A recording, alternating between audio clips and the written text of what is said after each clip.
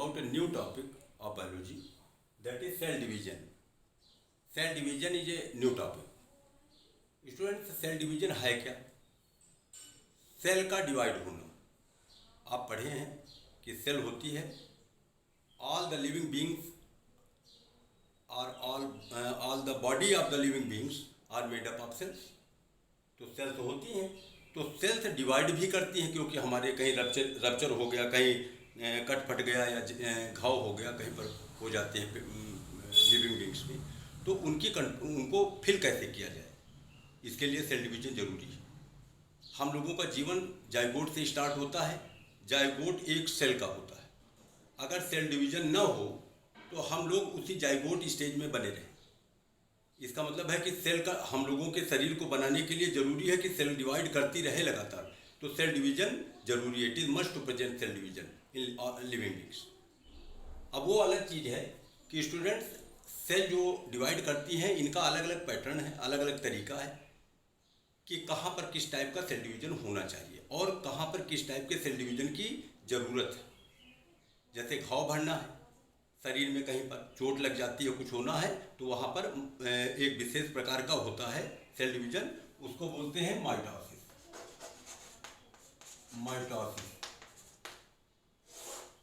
दूसरा होता है जो गैमीट्स के फॉर्मेशन के लिए, जैसे स्पर्म और एग बनाने के लिए, तो वो रिप्रोडक्टिव ऑर्गन्स में होता है।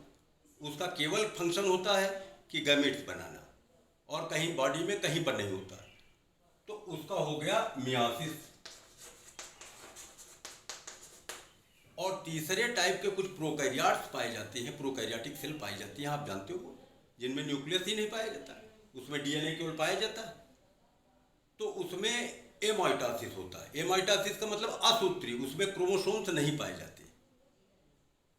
हम लोगों में क्रोमोसोम से पाए जाते हैं, डीएनए जो पाए जाते हैं वो क्रोमोसोम के रूप में, लेकिन उनके डीएनए क्रोमोसोम के रूप में नहीं पाए जाते। एक लंबा डीएनए होता है, वही फैला रहता है चारों तरफ साइटोप्लाज्म में, तो वहाँ पर होती है एमाइटोसिस।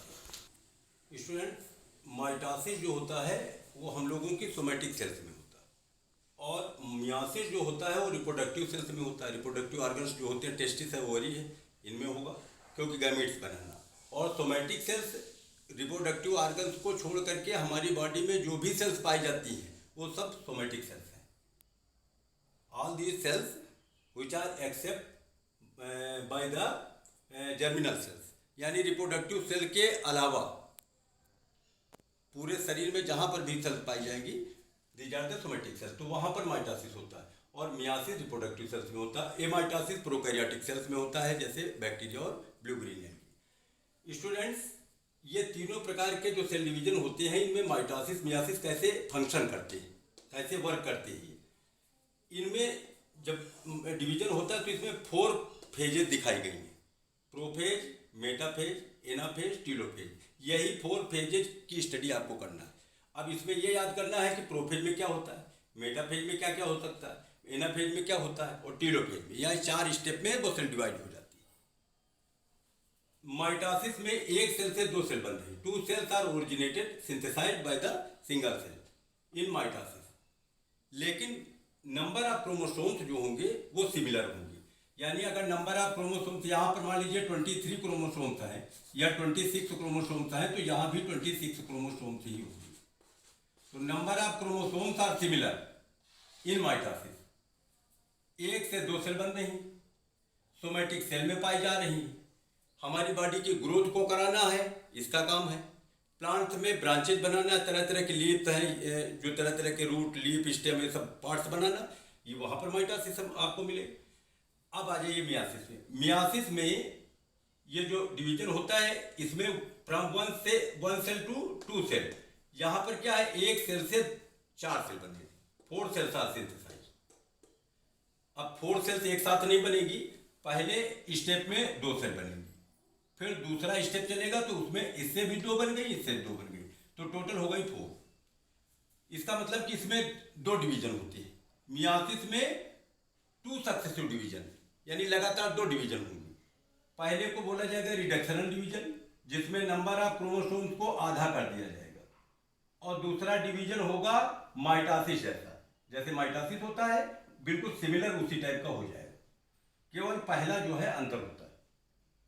जिसको मियासिस फर्स्ट कहते हैं, इसमें रिडक्शनल डिवीजन होता है, यानी नंबर ऑफ क्रोमोसोम, जैसे यहाँ पर 46 क्रोमोसोम है हमारी बॉडी सेल्स में, रिप्रोडक्टिव सेल्स में, तो यहाँ पर जो सेल्स बनाई जाएंगी उनमें 23 जाएंगी,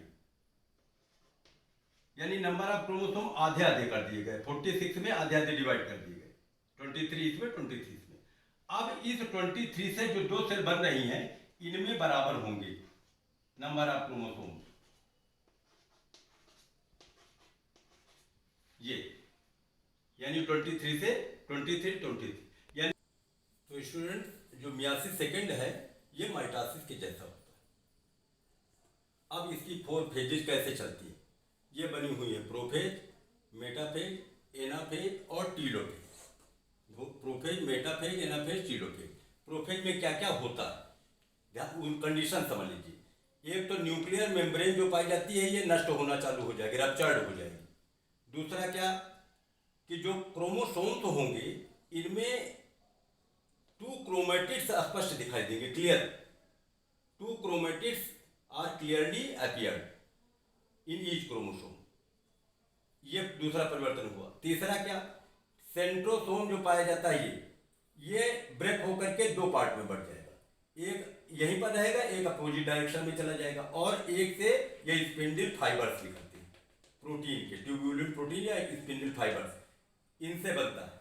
और ये पूरा जो ये स्ट्रक्चर देख रहे हो जो बनता हुआ इस तरह से यहाँ से निकल के यहाँ मिल रहे हैं, तो इसको बोलते हैं स्पिंडल, यानी स्पिंडल धीरे धीरे बनना चालू हो जाएगा।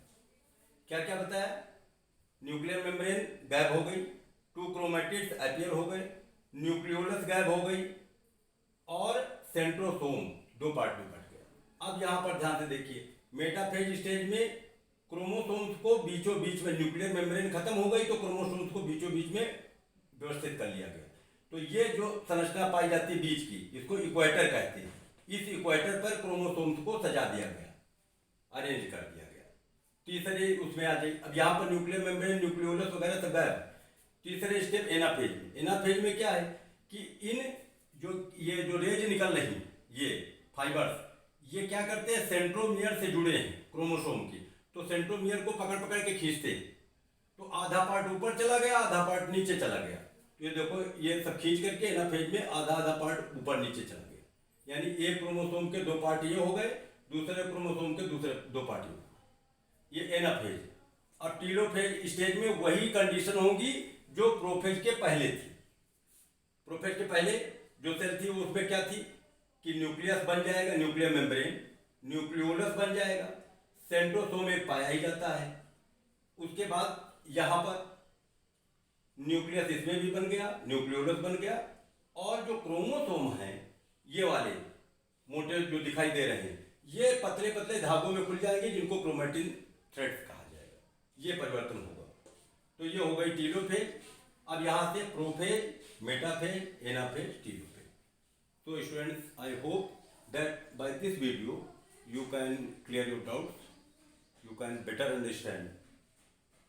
Okay, thanks.